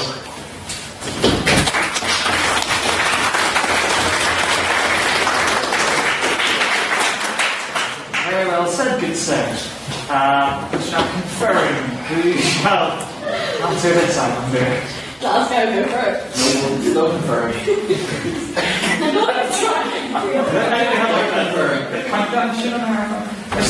I'm just saying very briefly that we're not arguing with, or we're not, putting forward that online dating isn't much easier than, normal dating in everyday life, and isn't far more accessible to people, and especially like yourself. However, that doesn't necessarily mean that it's more romantic or hasn't killed romance in the process. Okay, and with the opposition, like I said. Well, I think our point was rather well made by the question. Just a word of time. Do we have any questions for the opposition? No. No questions for Mr. Taylor? Just a short question. So, let's say we consider romance synonymous to a kind of, let's say finding some kind of fulfilling love or some idealized notion of it. And let's say that we want to consider the question whether or not online dating sort of improves people's access to that. Now, I felt like on your side there were a lot of points saying that these two can coexist, this sort of pursuit of love and online dating, but there's a significant argument to be made that online dating might degrade that experience in some ways. So I wanted to hear your response to some of those counterpoints from the proposition.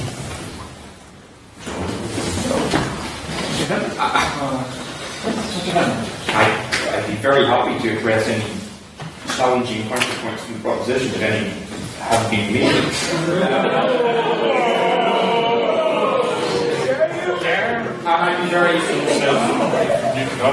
I'd be very happy to address your definition of the motion, were it not entirely subjective and structured in a way deliberately intended to undermine the opposition's argument. As it happens, I will simply restate our point that romance is not the same as love. It is incumbent upon both sides in a debate to define the motion. We have taken the word romance and defined it expansively. We have looked at the etymology of it, we have looked at the precursors to it in society which use that name. We have recognised it as a construct, the purpose of which, as I said, was to tame and elevate and institutionalise base instincts and desires that human beings have. We've looked at this history of that throughout history, and I don't think the latest iteration of it in online dating does that in a way that is substantially different. So, if the point being made to us is that romance is this one thing, and that nothing out with that never be romance, I'd simply say that it is implied in the motion itself that romance be anthropomorphized, that romance be treated as something that can die, and if it can die, and it is a living being, and if it is a being, then it is a process rather than a thing. And processes are different things throughout their history, but they are always recognisably the same thing.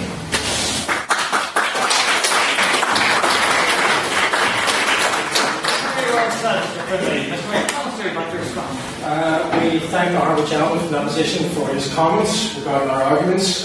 We found it funny considering that the first opposition didn't actually make any comments. Entirely on the Middle Ages, of which online dating did not exist. Says you, be there. We found the Honourable Gentleman's comments to have been very well made, and we just think that we completely agree with the fact that we think that romance is being diminished with the presence of online dating in today's society. Thank you. Councillor, and I will take a abstention. I'm going to go with Con. Thank you, Mr. President. I think Tinder's been unfairly bashed tonight. As much as romance is subjective, in that same vein, can romance be found in one night stand? And so Tinder facilitating that is not romantic. Opposition, you not respond first this time, which you would like to do so. I think that's a perfectly reasonable point. I would go further and say that romance is enduring. So as we have made the point this evening, romance has changed throughout generations, throughout centuries. How we define romance has changed with each generation. It's no longer about glances or certainly could not be defined as a penile photography. Clergy intervening may have been romantic at one time, but it is not today, and romance will continue to change. Romance itself, the concept, will always endure. And regardless of whether we meet people online or in person or whatever means we ever do so, there will always be romance.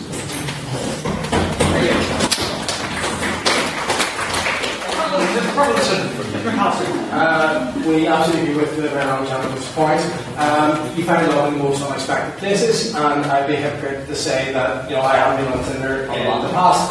However, we also don't think that just because it facilitates one night stands and romance may be found from that, we don't think that is reasonable evidence to suggest that online dating hasn't for the most part, heard romance. Thank you.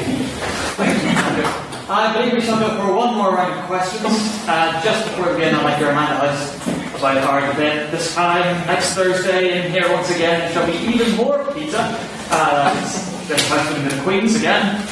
Start trying to find some Facebook would be a good idea from the council.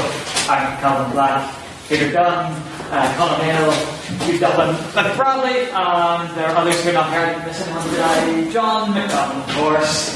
Find some Facebook as friends. We shall get you added into the Facebook group, the Little Referring, and that is a heaven for online discussion and also for volunteering for this.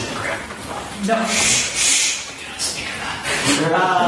also, we shall be adjourning to the Mr. O'Neill Speakeasy afterwards. Yes, we hope you will join us for many more drinks and discussion. It's sure to be great fun. That's typically where the real meat gets into. So, yeah, that was a story in a minute right now. I'm getting tired. I like to get into it. Anyway, final round of questions. Does anyone have a question for the proposition? Who gets the final question? You three do look very enthusiastic. We do have a new member with his hand raised down the back. So I invite you to make the point, sir. Better think good.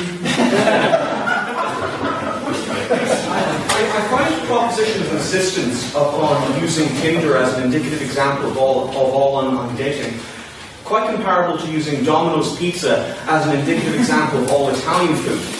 You see, while it may be great if you want something hot, fast, and greasy, something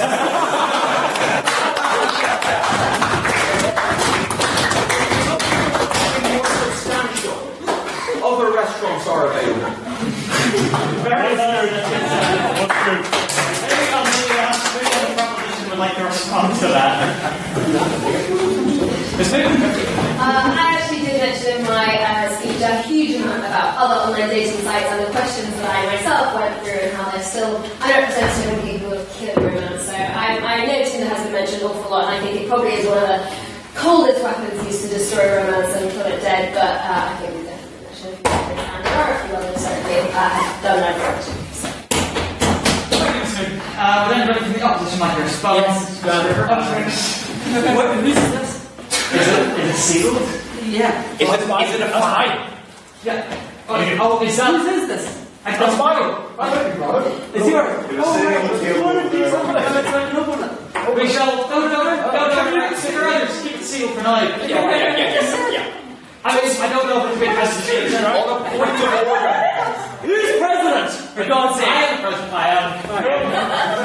am the toughest guy this time. I think it's the other president. Yes! I take it that the opposition have no response. Okay, well, come here. Well, I mean, I'm kind of reluctant to do this because obviously you're arguing in favour of Oxford. Just to comment on the components of Tinder in tonight's discussion, I mangled my statistics somewhat, which, I'm a historian, it's only statistics for that matter, but, the point about the survey on the intelligence thing, it showed that Tinder is still overwhelmingly the most popular online dating app, so it's not like saying that Domino's Pizza is the vast majority of Italian food. That's simply not the case. We're talking about statistics here. The reason I mentioned Bumble was it broke down the most popular dating apps by median age as well. And Tinder and Bumble had the lowest median age. They were both at 26, whereas OkCupid was at 32, Match.com was at 45. So, we're talking about the death of romance, we're talking about chronological processes, and obviously, in terms of historical processes, the youth are the future. So, the youngest people are using Tinder more than everything, and that's Tinder is the most relevant to the discussion. Thank you, that was the noise. That's the new. Does anybody have a final question for the opposition? Mr. Gallagher.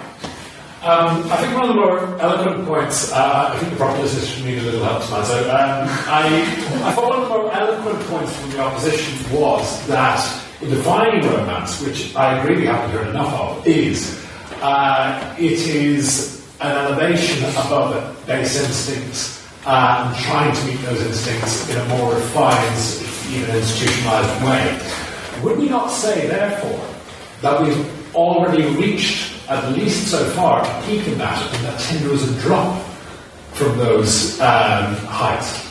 That is to say, or if I may refrain, a drop from the sophistication of the realization of those base instincts closer now to those instincts, which were, as I stated, based.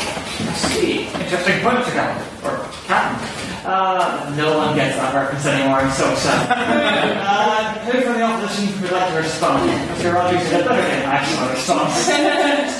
Base instincts are a part of any sort of social interaction, whether they're online or in real life, because just the way you meet someone, you're going to have a base level interaction, just them being in front of you. And you're going to see them the way they are, the way they're standing, the way they're dressed, the way they speak, whatever. And you're going to make some sort of assumption based on whatever's happening in the radio online. And there's just going to be a different version of that what happens online, because you can't see how tall they are, you can't see how they're talking, whatever. But it's effectively the same sort of realization, and that is, as the point we've made in a number of different ways in the last half hour or whatever it was, that everything that happens online mirrors that everything that happens in real life. Just the only thing that is new about it is the technology. The content is exactly the same. Suspiciously well made, Mr.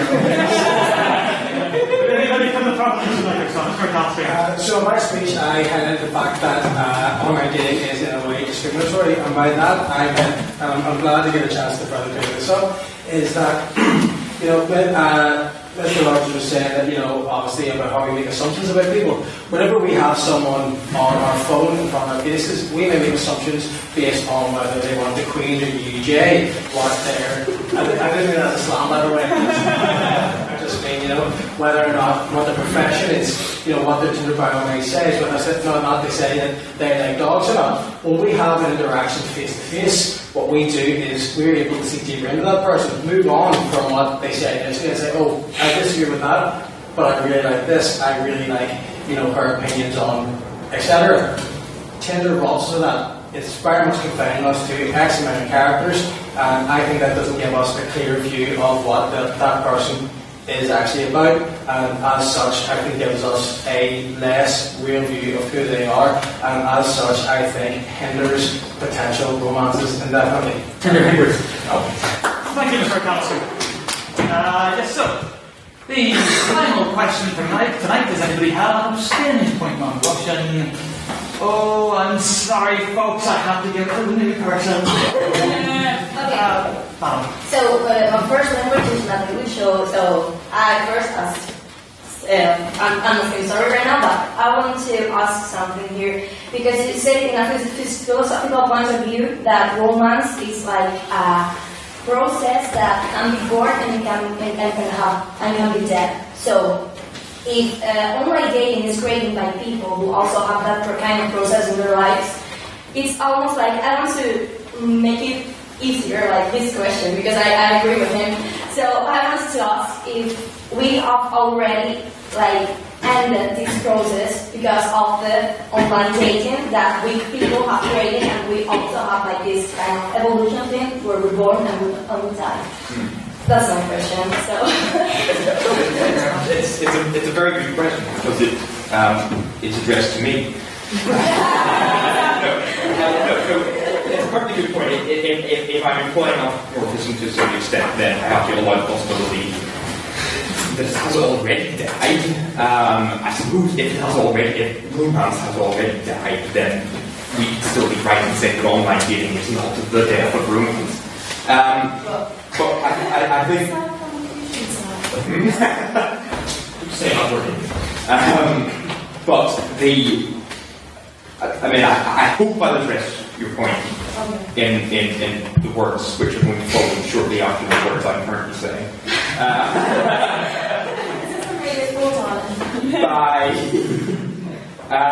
By saying that the point I was making about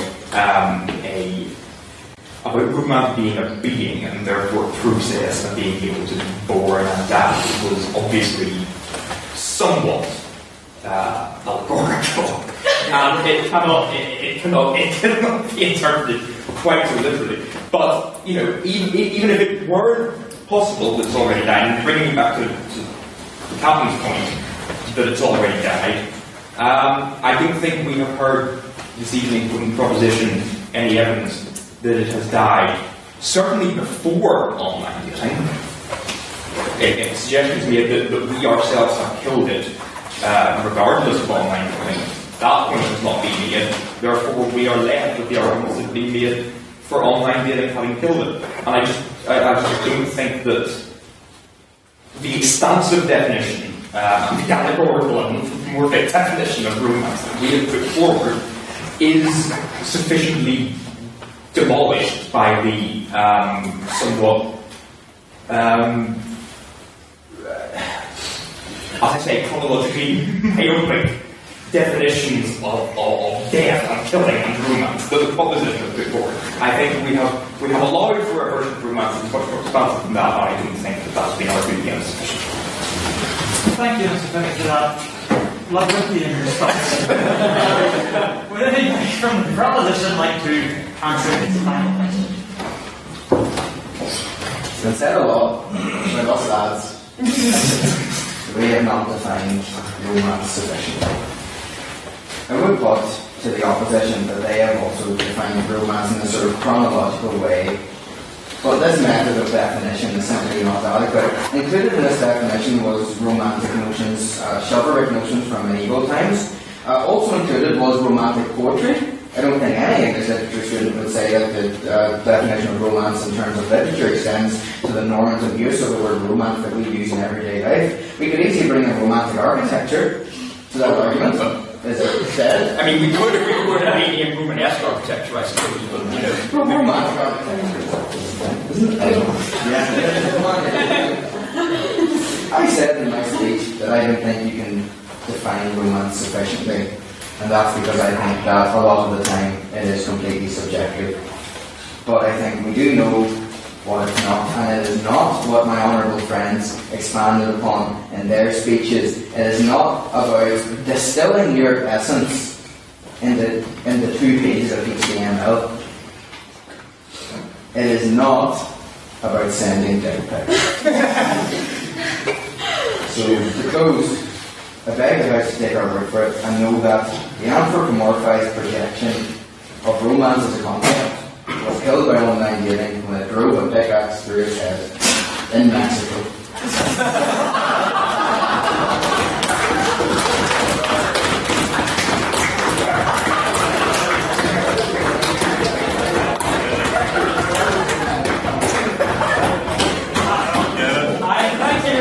Mr. Glasgow for adding the measure that wonderfully dark point. I'm sure Mr. Bradley is extremely proud of you. Mr. President, may I ask you to clarify a certain point? You make it really brief. It will be very brief, trust me. Okay, so you basically said that romance cannot be defined. So that leaves me in a point of confusion as to how you believe it has died if you cannot define it. I keep your answer brief. It will be very brief. Because we can't define it, we know what it's not, and we know it's not online dating. So if it's not online dating cannot be romantic, and therefore we're correct.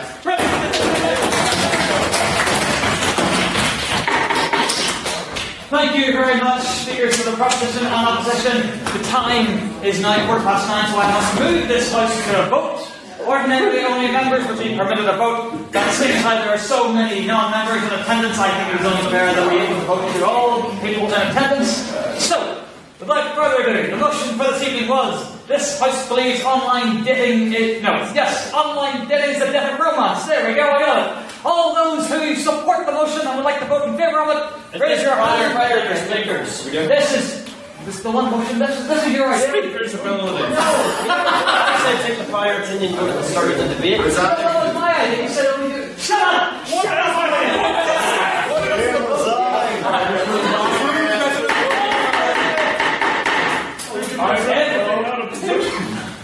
Okay, this is a vote on speaker ability. We're only doing one vote. Ordinarily, we would take one on prior opinion. But Mr. Dobbin, though he made that now, told me that we should try a different way this time. So, This is the vote on speakerability. And it's binding. So, if you believe that the proposition spoke better tonight, if you support their arguments, raise your hand and say aye. Aye. Aye. Keep them up, we need to count them.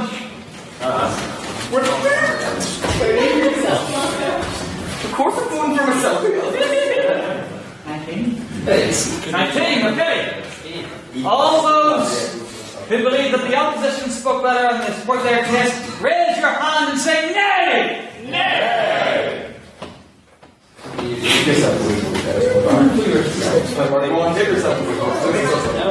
I'm not just bring it up. 23 for the opposition, and all those who believe both sides spoke equally well, or equally terribly, or wish to express no thoughts on the motion whatsoever. Raise your hand, say it loud, say it proud, say meh! Meh! Yeah! 1, 2, Mr. Treasurer. 3, Mr. Treasurer. So, Mr. Treasurer, can you please read back to me the votes that were cast? For aye we had 19, but for nay we had 23. And essentially, so the nays have it. There we go! The